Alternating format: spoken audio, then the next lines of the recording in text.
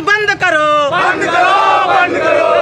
इंदर मौर्य जी, आपकी दुकान यहीं पे थी, कितने साल से आप उस दुकान को चला रहे थे? देखिए, हम लोग बहुत सालों से चला रहे थे। कोरोना काल के अंदर में सरकार ने हम लोग का रजिस्ट्रेशन भी किया था।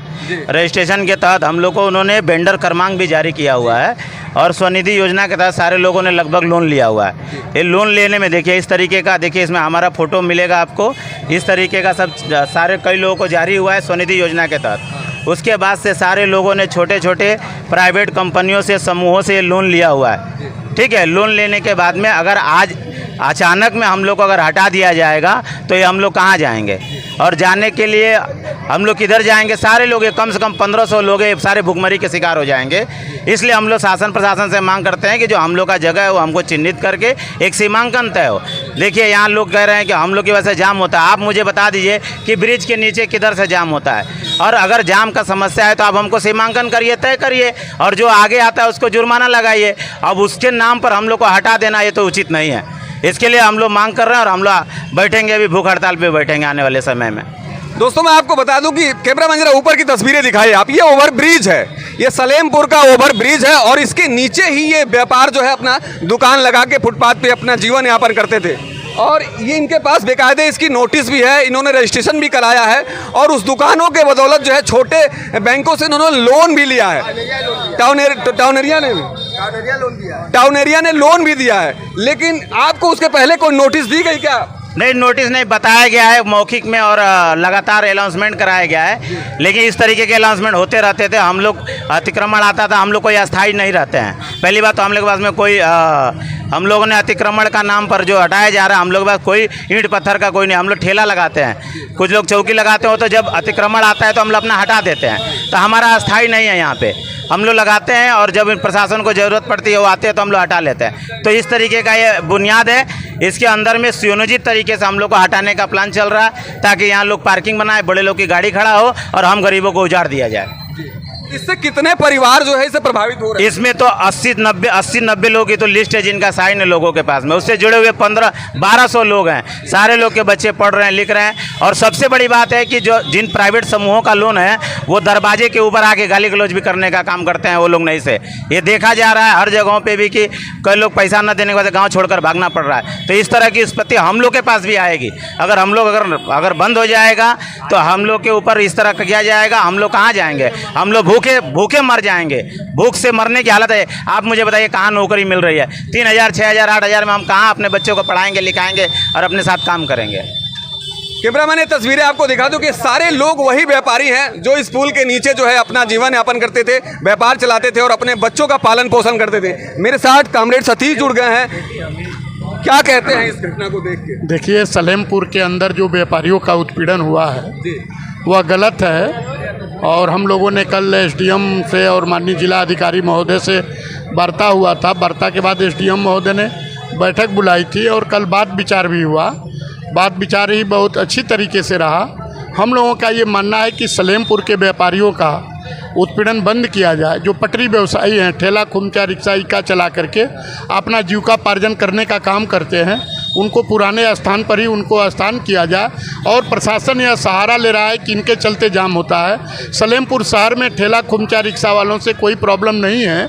मुख्य रूप से केवल प्रशासन द्वारा इनको उत्पीड़न करने की नीयत से और कुछ लोगों को व्यक्तिगत लाभ पहुंचाने की नीयत से तहसील प्रशासन और आपके जो नगर पंचायत है उनके कुछ कर्मचारियों के द्वारा इन कर्मचारियों के व्यापारियों का उत्पीड़न हो रहा है। इसलिए मैं चाहता हूं कि प्रॉपर सलेमपुर के अंदर जो गांधी चौक से लेकर के बस स्टेशन तक रेलवे ओवर ब्रिज के नीचे जो व्यापारी अपनी ठेला खुमचा रिक्शा इक्का चला करके पटरी की दुकान लगा करके अपने परिवार को पालन करने का काम, अपने बच्चों को शिक्षा देने का काम, अपने घर के परिवार को चलाने का काम कर रहे थे, पूर्व की बात उनको उन्हीं स्थानों पर जगह दे दिया जाए। और पूर्व सांसद ने भी डीएम से भी वार्ता किया और डीएम के वार्ता के बाद गांधी तहसील प्रशासन सीओ और उप जिला अधिकारी ने इन व्यापारियों को मीटिंग बुला करके कल बातचीत किया और वह कह रही हैं कि हम आपके लिए ज़मीन तलाश रहे हैं। मुझे जिला प्रशासन और तहसील प्रशासन से लोगों से कहना है कि दूसरे जगह पर हमें नहीं जाना है।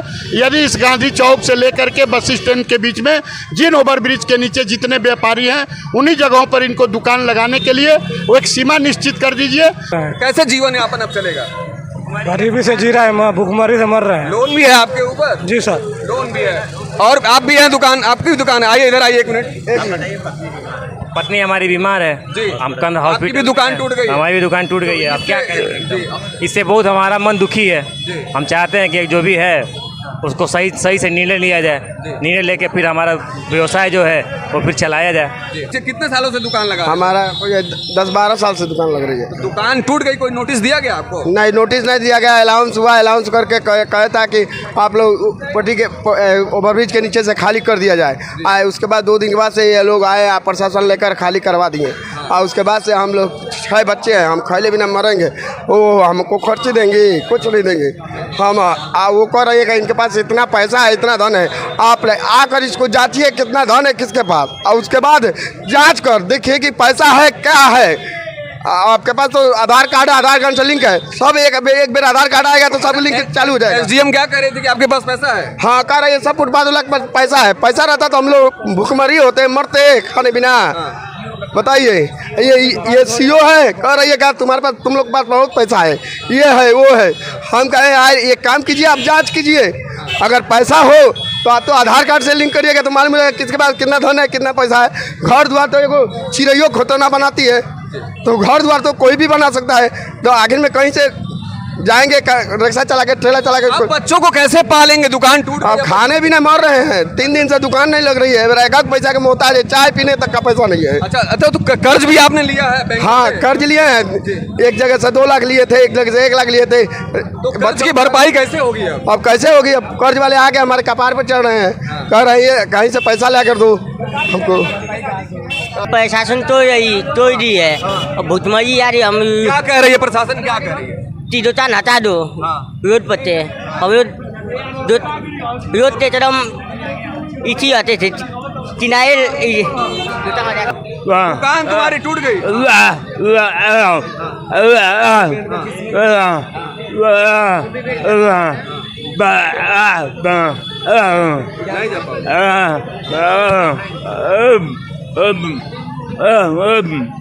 गूंगे हैं, इनकी आवाज़ नहीं है, लेकिन आवाज़ नहीं होने के बावजूद भी इन्होंने इशारों में बताया कि मैं अपने बच्चों को लेके अब कहाँ जाऊँगा, मेरी दुकान टूट गई। चश्मे और बेल्ट की इनकी दुकान थी हनुमान मंदिर के ठीक सामने, लेकिन भगवान भी इनकी दुकान को नहीं बचा पाए। एसडीएम साहब का जब जो है बुलडोजर चला, क्या कहना चाहती है? अरे हमारा दुकान इधर तोड़ दिया लो साहब, हम कैसे खाएगा? मेरे लड़का एक आदमी नहीं है। तो एसडीएम साहब महिला है, उनसे कहले रहा तू का पिया बताओ। कहाँ डीएम भाई सुनी नहीं? सुनिए, क्या कहली?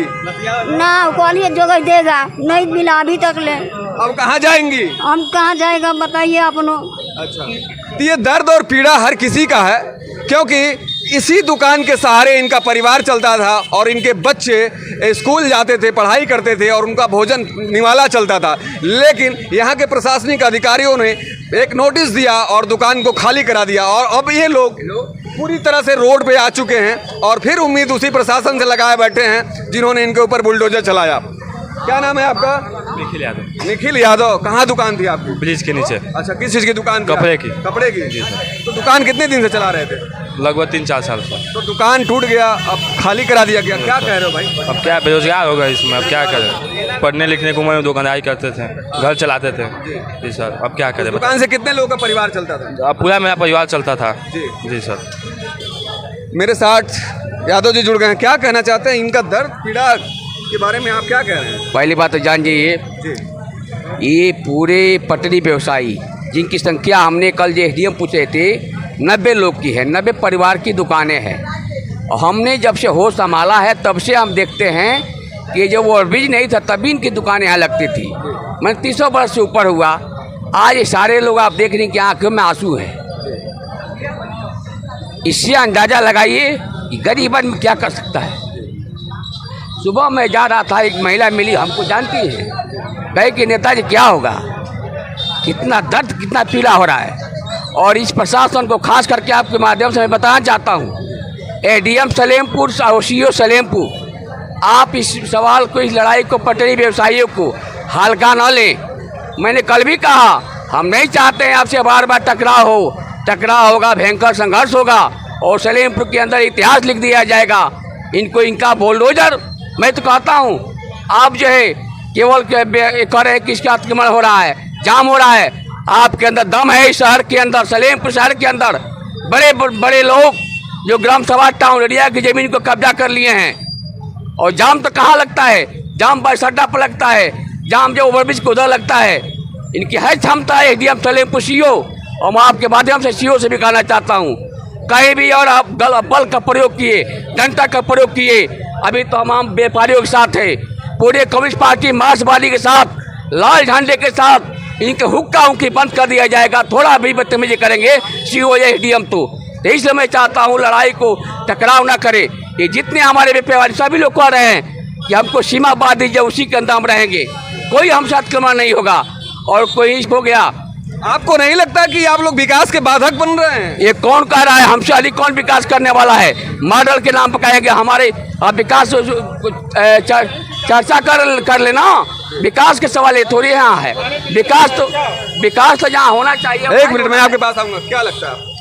सभी पटरी व्यवसायियों को पिछले 3 साल पहले नगर पंचायत द्वारा रजिस्टर्ड स्वनिधि योजना के तहत से रजिस्टर्ड सर्टिफिकेट जारी किया गया था। सारे पटरी व्यवसायियों को सत्येंद्र कुमार जी जो एडीएम साहब थे, तो उन्होंने सबको चिन्हित जगह दिया था, रोजगार करने के लिए उनको चिन्हित जगह दिया गया था। और आज किस बेस पे हटाया जा रहा है? समझाया जा सकता है कि आप सड़क पर ना, लेकिन सड़क के अंदर हो, ओवरब्रिज के नीचे हैं। तो एसडीएम महोदय ने क्या कह के आपको हटाया? क्या कह के हटाया? वो अतिक्रमण को बता के हटा रही हैं। अतिक्रमण उनको स्टेशन रोड में नहीं दिखाई देता है। दोस्तों, यही सलेमपुर टाउन एरिया जो है इन व्यवसायियों को एक बार सर्टिफिकेट जारी करती है और उन्हें जगह निर्धारित करती है कि आप जो है यहाँ रोजगार कर सकते हैं। लेकिन फिर 3 साल बाद जो है एक एसडीएम आती है और अतिक्रमण के नाम पे उनकी जमीनों को, उनके दुकानों को खाली करा देती हैं। ये कहाँ का इंसाफ है?